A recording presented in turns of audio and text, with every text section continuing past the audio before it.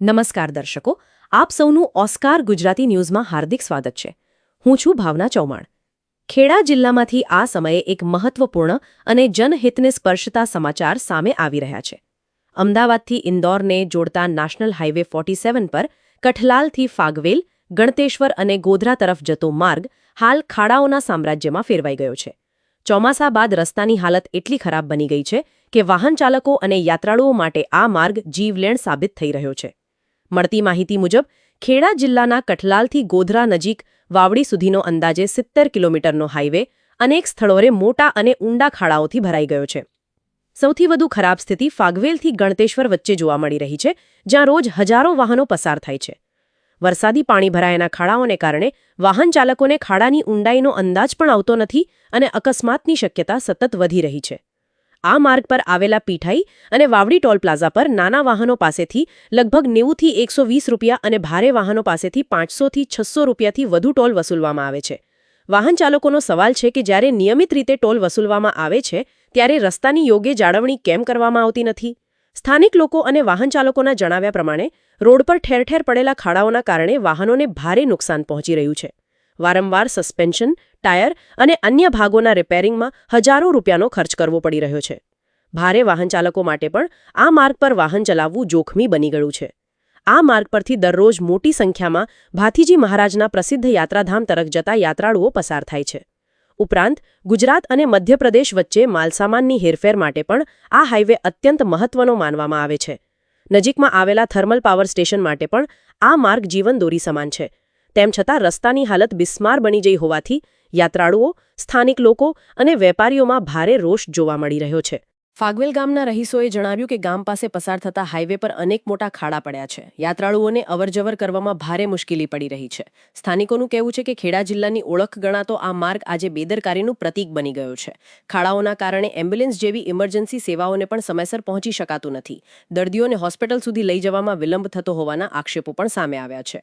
જો સમયસર રસ્તાનું સમારકામ નહીં કરવામાં આવે તો કોઈ મોટી જાનહાનિ સર્જાય તેવી ભીતિ સ્થાનિકો વ્યક્ત કરી રહ્યા છે. વાહન ચાલકોનું કહેવું છે કે ટોલ વસૂલવામાં તંત્ર આગળ છે, પરંતુ રસ્તાની મરામત અને જાળવણીમાં પાછળ કેમ? કરોડો રૂપિયાની ટોલ આવક હોવા છતાં લોકોને સુરક્ષિત રસ્તો કેમ નથી મળી રહ્યો? આ સવાલ હવે જનમાનસમાં ચર્ચાનો વિષય બન્યો છે. સ્થાનિક લોકોએ અને વાહન ચાલકોએ સંબંધિત હાઇવે ઓથોરિટી અને તંત્રને તાત્કાલિક અસરથી માર્ગનું સમારકામ કરવાની માંગ કરી છે.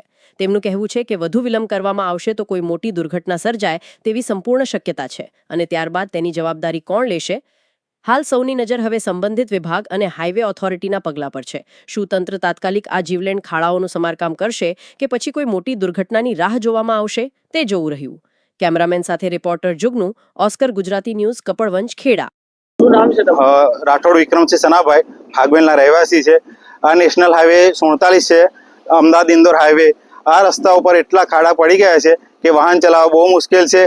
અત્યારના એમાં આ જ પરિસ્થિતિમાં જોઈએ તો સાધન એટલા એવું થાય છે કે ના પૂછે વાત. આ રસ્તા ઉપર એટલા અકસ્માત થઈ રહ્યા છે કે ઘરે જવું પણ મુશ્કેલ છે અને વાહનનો ડીઝલનો બગાડ થવો, સાધનના ટાયર ફાટવા, ટ્રાફિક જામ થવું, એવી ઘણી બધી મુશ્કેલીઓ થઈ રહી છે. જો બાલાસિનોર અને કતલાલ થોડા સમયમાં પહોંચી જવાય અને અત્યારની હાલતમાં જવું હોય તો 1 કલાકથી પણ વધારે ટાઈમ લઈ શકાય છે. અને અત્યારે જો અહીંયા બાજુમાં ભાથીજી મહારાજનું મંદિર આવેલું છે, ત્યાં ઘણા યાત્રાળુઓ આવતા હોય છે અને એ લોકોને પણ અવર જવરમાં બહુ તકલીફ પડી રહી છે. તો સરકારને એટલો જ કહેવું કે થોડી સારી ગુણવત્તાના રસ્તા બનાવે અને આનો થોડો જલ્દી સમયમાં કામ શરૂ કરે તો સારું છે. મારું નામ અજીતસિંહ પ્રવીણસિંહ રાઠોડ છે. હું ફાગવેલ ગામનો વતની છું અને મારું મકાન હાઈવેની બાજુમાં જ છે. તો હું જોઉં છું કે આ રસ્તો 2015માં બન્યો હતો, ત્યાર પછી 1-2 વર્ષ ચાલ્યો પછી તો ખાડા એવા પડ્યા છે. અત્યારે હાલની પરિસ્થિતિમાં જોવા જઈએ તો ખાડા એટલા મોટા થઈ ગયા છે તો કોઈ પણ વાહન લઈને નીકળવું હોય તો પહેલાં બીજા ગેરની અંદર જ વાહન જઈ શકે છે. પ્લસ કે બીજું એટલો બધો રોડ ખરાબ થઈ ગયો, નરી ધૂળ ઉડે છે તો અહીંયા શ્વાસ લેવાની પણ તકલીફ પડે છે. તો કોઈ પણ અકસ્માત અવારનવાર થાય છે. જો આ રસ્તા ઉપર અકસ્માત થાય અને 108ની તમામ જો સુવિધા લેવી હોય તો પણ સમયના અંતરથી 1-2 કલાક 108 આવવામાં થાય છે. અમુક લોકોના જીવ પણ જાય છે. તો સરકાર આ બધું જોવે છે પણ જાગતી નથી. તો મારે સરકારને એટલી અપીલ છે કે અહીંયા કોકનો નિર્દોષનો જીવ જશે ત્યારે સરકાર જાગશે. આ સમયે અત્યારે રસ્તો કમ્પ્લીટ નહીં બને તો અવારનવાર અકસ્માત થાય છે ને એમાં ઘણા લોકોના જીવ પણ જાય છે, પગ પણ ભાગે છે. તો સરકારના નમ્ર વિનંતી કે સમયાંતરે જલ્દી રસ્તાનું કામકાજ ચાલુ કરી દે.